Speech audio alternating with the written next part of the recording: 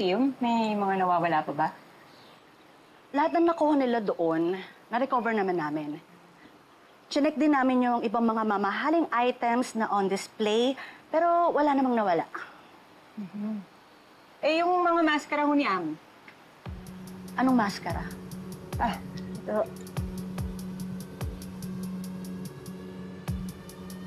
Yan ho. Sabi kasi nung PA ni Amo, nandito daw sa History Museum. Nasaan mo itong mga to? Sorry, ma'am. Kaya lang, mukhang kasama yan doon sa mga gamit niya mo na hindi pa na-display. Pwedeng check-in ko lang muna. Sige ho. Okay. At tantanan mo na ako kung ayaw mo mapahamak. Alam ko na yan. Sige na. Naman, Salamat ah. busy. Ulit?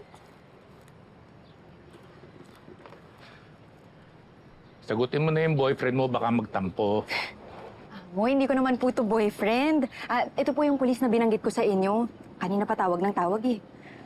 Yan ba yung nagtatanong tungkol sa props ng pelikula ko? Yes, amo. Bulit talaga. Pulis pala yun, ba't hindi mo sagutin? Kasi naman, amo, ang dami niya pong tanong. Then when I ask kung ano yung kailangan niyang i-investigate, ayaw niya naman pong sabihin sa akin. Di iniisip ko ngayon, baka hindi naman totoong pulis. Or she's just not in the position to tell you anything. Mabuti pa, pag tumawag uli, sagutin mo at ako nakakausap. Amo,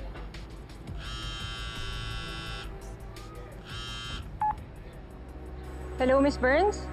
Sargento, si Victor ito. Amo? Idol! Ikaw ba talaga yan? Ako nga. Ano ba maitutulong ko sa inyo? Amo, alam niyo po ba na may mga nanakaw sa exhibit niyo dito sa History Museum? Pwede ho ba kayo magpunta dito ngayon?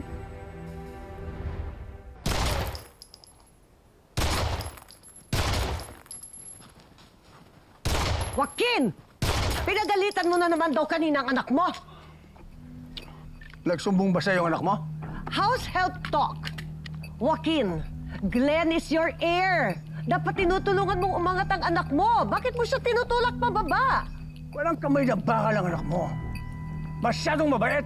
Hindi kailangan ng puro opo, ngiti sa politika. If ever na makalaban niya si Victor, kakainin siyang buong-bunon.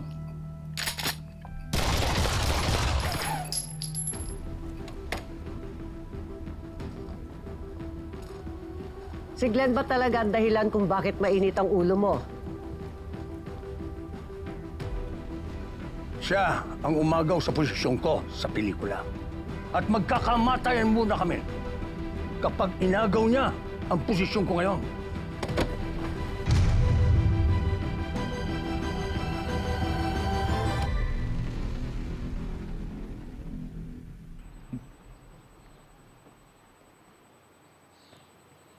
Sergeant Enriquez? Amo? May dumi ba ako sa mukha? Ay, hindi ho. Pasensya na, Amo. Hindi lang ako makapaniwala na kaharap ko kayo ngayon. Bata pa lang kasi ako, idol ko na kayo eh. Ang sinasabi mo na matanda na ako. Ay, Amo, hindi ho. Hindi ho, pasensya na po. Relax, Sargento. Joke lang. Alam ko namang may edad na ako eh.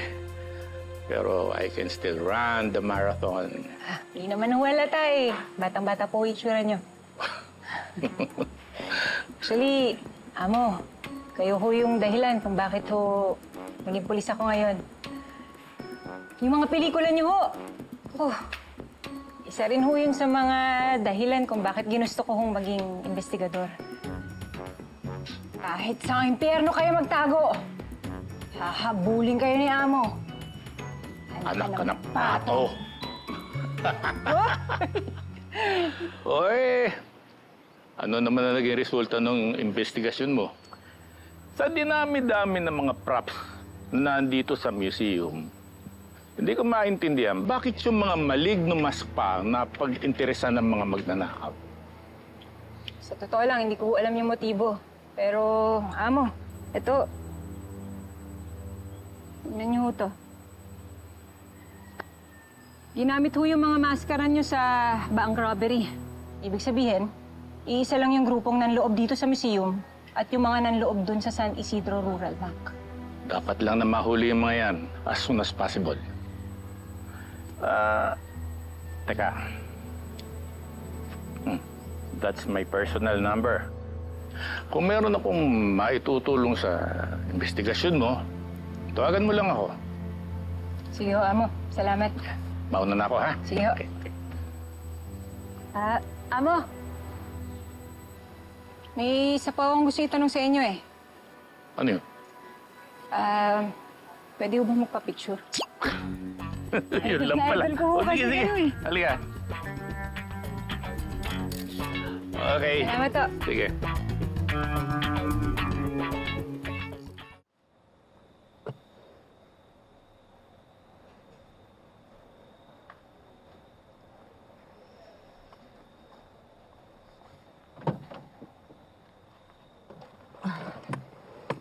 Oh, Sarge, ano yan?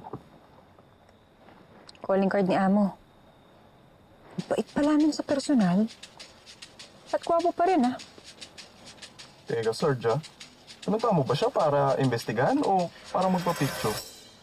Eh, syempre, para imbestigahan. Eh, hindi niya daw alam na nanakaw yung mask niya doon sa museum, eh. Sa tingin mo, nagsasabi siya ng totoo?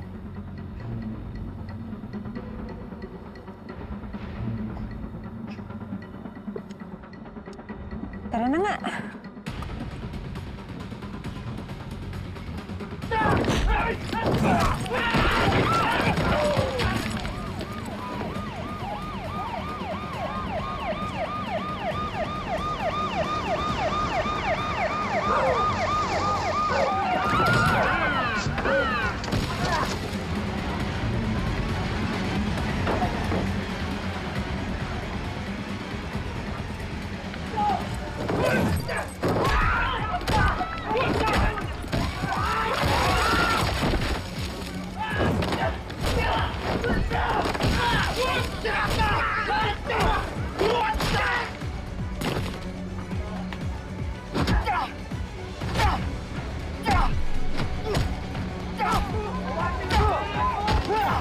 Tama na yan, mga pulis na kayo!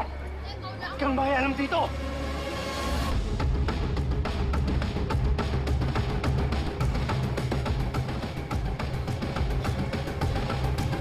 Lieutenant Conde?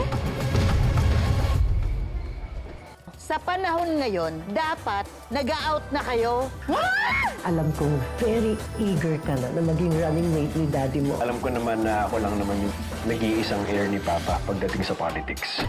Alam mo bang pwesto ko yung hinigaan mo? Hindi ko nga alam kung paano ako napunta riyan eh. Tsaka pulis ako! Sabihin na natin may kanalaman nga siya dyan. Pero ba't naman siya magnanakaw? Tatakbo siya, di ba? Mas kakailanganin niya ng mas malaking budget. Kailangan ko makausap si Chief. Sir! Ano ginagawa mo dito? Lieutenant Conde, dito na ako nakalistino.